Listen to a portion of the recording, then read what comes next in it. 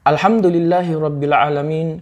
Alhamdulillah al-qailu fi kitabihil karim. Wa idha sa'alaka ibadi anni fa inni qarib. Ujibu da'watad da' idha da'an falyastajibu li wal yu'minu bi la'allahum yarshudun.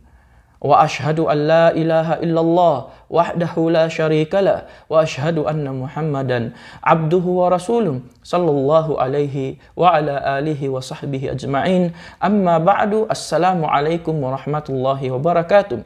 Mga minamahal kong kapatid sa pananampalatayang Islam, ang Propeta Muhammad sallallahu alaihi wasallam ay nagsabi, ad-du'a'u huwal ibadah. Ang panalangin, ito ay pagsamba. Ito ay isang dakilang uri ng pagsamba kay Allahu subhanahu wa ta'ala. Kaya narapat lamang, mga minamahal kong kapatid sa pananampalatayang Islam, na alamin natin ang mga kagandahang kaasalan ng panalangin upang mas lalong katanggap-tanggap ang ating mga panalangin kay Allahu subhanahu wa ta'ala. Una narito, mga minamahal kong kapatid sa pananampalatayang Islam, ay ang pagkaroon ng malinis at dalisay na paniniwala sa kaisahan ni Allah subhanahu wa ta'ala, ang pagbubukod tangi sa paniniwala sa kaisahan ni Allah, sa kanyang pagka-Diyos, sa kanyang pagkapanginoon, sa kanyang mga magagandang pangalan at sa kanyang mga dakilang katangian.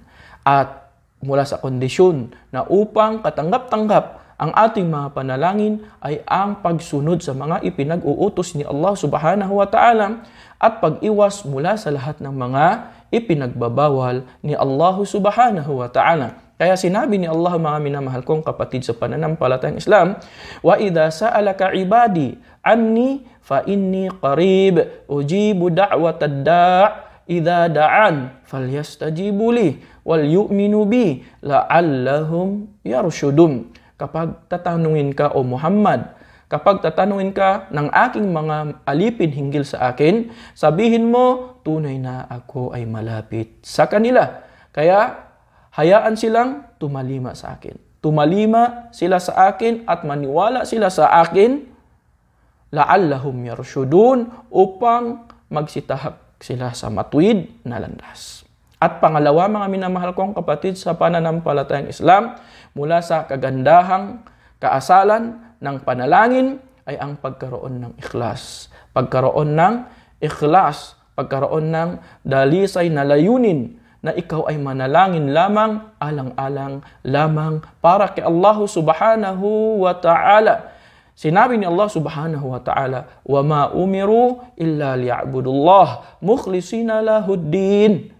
At hindi sila inutusan ni Allah subhanahu wa ta'ala na sambahin si Allah, maliban na lamang sambahin nila si Allah subhanahu wa ta'ala na nag-iisa. Sambahin lamang nila si Allah subhanahu wa ta'ala na nag-iisa ng taos pusong pagsamba kay Allah subhanahu wa ta'ala.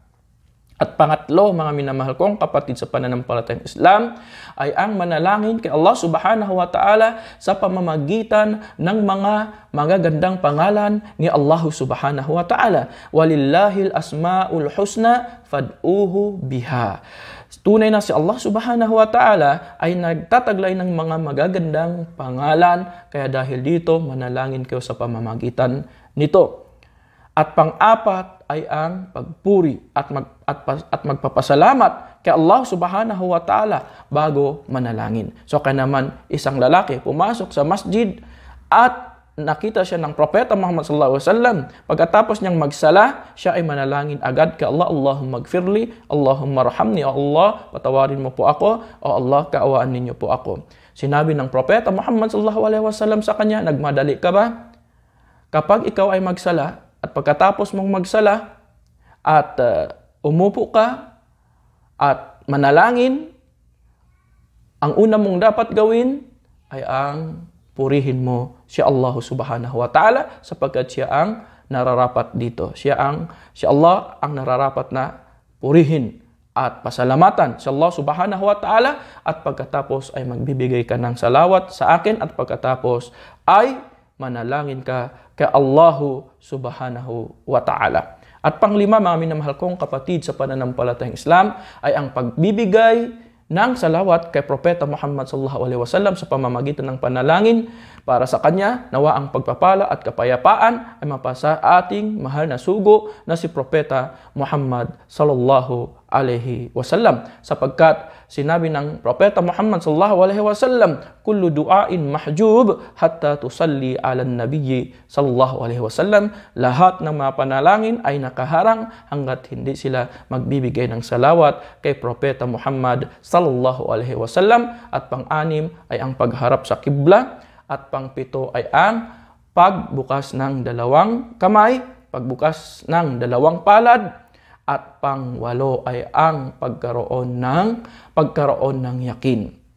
Pagkaroon ng yakin, pagkaroon ng katiyakan na ikaw ay natitiyak na si Allah subhanahu wa ta'ala ay tatanggapin ni Allah subhanahu wa ta'ala ang ating mga panalangin. Kaya sinabi ng Propeta Muhammad sallallahu alaihi wasallam, ud'ullah wa antum muqinuna bil ijaba. Manalangin kayo kay Allah subhanahu wa ta'ala habang kayo ay magkaroon ng yakin, magkaroon ng katiyakan na ito ay tatanggapin ni Allah subhanahu wa ta'ala. At pagkatapos, mga minamahal kong kapatid sa pananampalatayang Islam, ang isang taong manalangin kay Allah subhanahu wa ta'ala ay dapat magkaroon siya ng pagpapasya na siya ay manalangin kay Allah subhanahu wa ta'ala at magpapakita ng kababaang loob kay Allah subhanahu wa ta'ala, pangamba kay Allah subhanahu wa ta'ala. At pagkatapos, kinakailangan dalisay at malinis ang kanyang mga pagkain, ang kanyang mga damit mula sa lahat ng mga ipinagbabawal ni Allah subhanahu wa ta'ala. Kaya mga minamahal kong kapatid sa pananampalatayang Islam, gawin natin ang mga kagandahang kaasalan na ito, ang mga mabubuting kaasalan na ito, upang mas maging katanggap-tanggap ang ating mga panalangin, at lalong-lalo na sa buwan ng Ramadan. Insyaallah, ito ay panahon na kung saan magiging katanggap-tanggap ang ating mga panalangin kay Allah subhanahu wa ta'ala. Kaya paramihin natin ang ating mga panalangin sa mga panahon na ito, at gawin natin ang lahat ng mga kaasalan na itinuro sa atin ng ating mahal na sugo na si Propeta Muhammad sallallahu alaihi wasallam. Hanggang dito na lamang po. Subhanakallahumma wa bihamdik, wa nashhadu an la ilaha illa ant, wa nastaghfiruka wa natubu ilaik. Wassalamu alaikum warahmatullahi wabarakatuh.